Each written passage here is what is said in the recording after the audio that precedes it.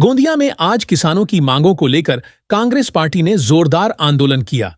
गोंदिया जिला कांग्रेस कमेटी की ओर से धान उत्पादक किसानों को बोनस देने और धान के लंबित चुकारे तत्काल देने की मांग को लेकर थाली और डफली बजाकर धरना आंदोलन किया गया।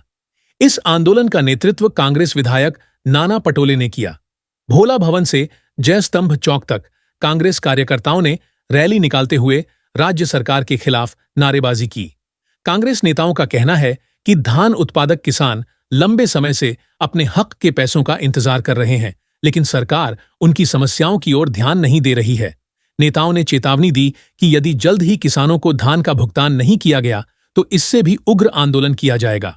इस आंदोलन में विधायक नाना पटोले के साथ पूर्व विधायक गोपालदास अग्रवाल, दिलीप बंसोड़ सहित कांग्रेस पार्टी के कई वरिष्ठ नेता और बड़ी संख्या में कार्यकर्ता मौजूद रहे।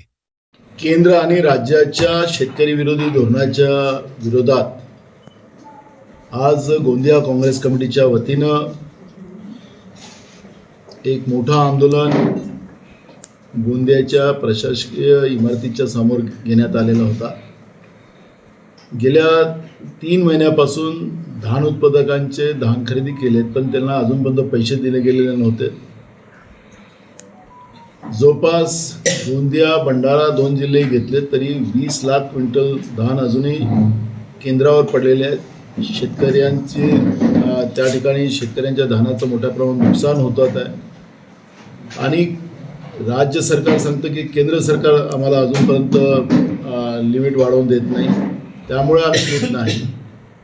हे जेव्हा लोकांमध्ये येतात तर आम्ही डबल इंजिन आहोत, आता तिसरे इंजिन आम्हाला द्या, ट्रिपल इंजिन करू, अशा पद्धतीचं खोटं आश्वासन देऊन शेतकरी विरोधी धोरण हे लोक राबवतात। हे आता त्याच्यातून स्पष्ट झालेलं आहे। तातडीनं लिमिट वाढवून जे केंद्रावर धान पडलेलं आहे त्याची खरेदी केली गेली पाहिजे। उन्हाळी धानाचे म्हणजे रब्बी धानाचे अजूनपर्यंत पैसे दिले गेले नाहीत, ते तातडीने दिले गेले पाहिजेत आणि ते व्याजासकट दिले पाहिजेत। ओसाळी धानाचेही पैसे 3-3, 4-4 महिने या ठिकाणी शेतकऱ्यांना पैसे मिळाले नाहीत, ते 12% व्याजाने पैसे शेतकऱ्यांना मिळाले पाहिजेत, ही मागणी काँग्रेस पक्षाची आहे। आणि ही जी सगळी खरेदी तातडीनं करून शेतकऱ्यांना तातडीनं पैसे दिले पाहिजेत।